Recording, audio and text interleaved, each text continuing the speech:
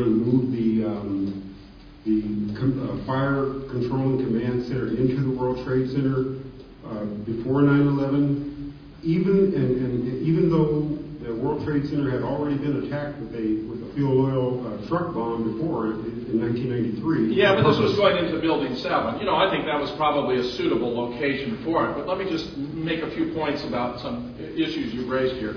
This thing about oil, I started to elaborate but didn't go very far. I mean, not only whether the secret energy meetings were Cheney wouldn't even let it be known who was meeting. And these were the guys who were, subdividing the Iraqi oil fields. That's part of what they were doing. They were giving Cheney a wish list, that the Bush administration could act upon to benefit them. Not to mention Halliburton and other privileged companies, of which, of course, Cheney had been the president. But if this oil, there was a design for an oil pipeline that would come out through Israel, and if the oil pipeline comes out through Israel, then Israel can simply tap into the oil pipeline and its oil needs are resolved forever, possibly at no charge whatsoever. You may recall that at one point the administration confronted the Taliban and insisted that the Taliban release Osama bin Laden to the United States for prosecution, and the Taliban said, well, we'll be glad to do that if you'll offer us proof that he was involved in the events of 9/11. And the United States was dumbfounded. And no less a personages in Colin Powell said, well, we would produce a white paper that explained all the evidence for the involvement of Osama bin Laden, which, of course, we never did. Subsequently, we would threaten the Taliban and tell them if they allowed for this pipeline to be constructed across northern Afghanistan, we would bathe them in gold, and if not, we would bathe them in bombs. And, of course, that's what happened. The pipeline is under construction. There were permanent bases that were designed ideally to protect it. A principal role of our military in Afghanistan, incidentally, and this has disillusioned many returning enlisted men and officers, has been to protect the poppy fields. I tell you that the CIA is the biggest drug dealer in the world, and those poppy fields are being used to protect their pockets, just as tragic as it is, the United States has become the greatest terrorist threat to the rest of the world.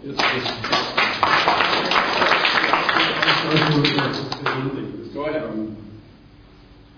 I believe that because of the secret energy meetings, and because this has been a larger game regarding that pipeline you're referring to, blazing a trail through Iraq, through Afghanistan, and eventually into Pakistan, this whole thing with FETZER'S, I must say, is part of this whole thing. There is a competing pipeline that runs from, if I'm correct, somewhere in that region through Russia, through Iran, and it's basically operated by the Russians, the Iranians, and one other country. And this new pipeline that they're fighting about is one that they want to directly compete against that one, but they want it to be in the interest of people from the neocon side of the thing.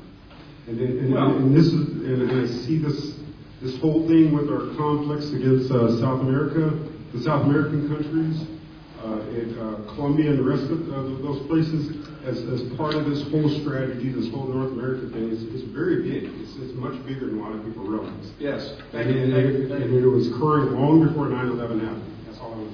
Thank you very much. Thank you. Thank you very much. No, when I was, the second time I was on Hannity and Combs, they were asking me, they were picking up from Vanderbilt University, where there was a conference on the origins of the United States and how we had been born in genocide with a slaughter of 14 to 16 million Native Americans, and of course then importing all the slaves into the United States.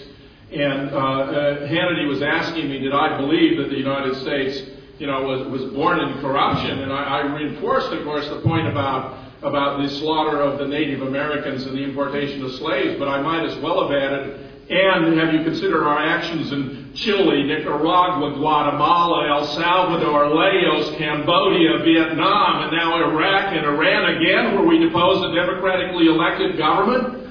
And we're supposed to be upset that Iran might have a single nuclear bomb when Israel has 200 to 600 bombs? Did we learn nothing from mutually assured destruction? The country that had the greatest number of nuclear weapons in relation to the United States was the Soviet Union. Well, we never went to war with the Soviet Union or insisted they get rid of all their weapons, and by God, the Iranians are entitled to have a few of their own, which they could not possibly use for offensive purposes without risking national annihilation. They can only use them for defensive purposes to ensure that if they were attacked by another country unjustly, they could retaliate. So when I was in Buenos Aires, I was invited to address a mosque by the sheikh, and I told them that I believed that Iran was entitled to have the bomb.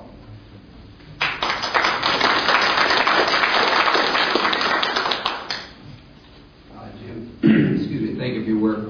I'm the air traffic controller who's doing some work in the background of radar and other data here. And there'll be I'm giving you 2 bits of information right now that you can run. Okay. There's going to be some more information that comes out that if there was a swap, we pretty much got to narrow down how, where, and when, and why. The second thing is that... You mean in relation to Flight 77? Yes. Yeah. That's the mystery. That's the one I'm on. The other thing I want to give you, and you can relay this to Paul Simon if you're talking to him, is that the generator, the relationship between the damage on the generator and the low cement wall to the side of the Pentagon will give up the air vehicle that was there. Okay, there's very specific dimensions. Oh, there are features there that would identify the size and so forth of the plane. So you're inclined to believe the thesis I'm offering of a small plane hitting the building is right, or at least probably right. Yeah, pretty much not. 77. So. Yeah, but not obviously a Boeing 750. Right. So, anyways, that gives it up. Nobody's looked at it. They're covering it up. That's very interesting. Yeah. Third thing is, you probably know of Barbara Honegger. Yes, sir. And I think a huge element to the Pentagon is the evidence she's uncovered at the first explosions being 5 minutes before the alleged arrival of that thing. Yeah. I think that's a really big plan, and I think Yeah, that's a very good point. The thing I haven't said is that there does appear to have been an initial explosion, probably coinciding with the plane flying over the building, but where, if not a missile being fired into the building at that time, where workers there, including a woman named April Gallup, who was a civilian and had her daughter there, actually walked out through the big hole in the wall and looked around and saw no indications of an airplane having crashed there. Barbara Honegger is a journalist who's covered the Pentagon and even works, I think, for the government, but appears to be a person of considerable integrity and has substantiated the claim that no big plane hit the building. October surprise. Yeah. Excellent talk, sir. Just had a couple of questions, and the first one is, more or less just asking you to verify that I've heard that politicians like Willie Brown were advised not to fly on September 11th. Yeah, that appears to be the case, that a number of prominent figures were told not to fly. There's an interesting related story in a Greek newspaper. They published a story based upon articles that appeared earlier in Israeli newspapers that 4,000 Israelis had been saved by early warning. There was a rapid messaging service called Odego that would be putting out these warnings purportedly to Israelis. Kevin Barrett has been skeptical about this, but I have a Greek woman who's an internationally known concert pianist who showed me the article in Greek, translated it for me, and so forth.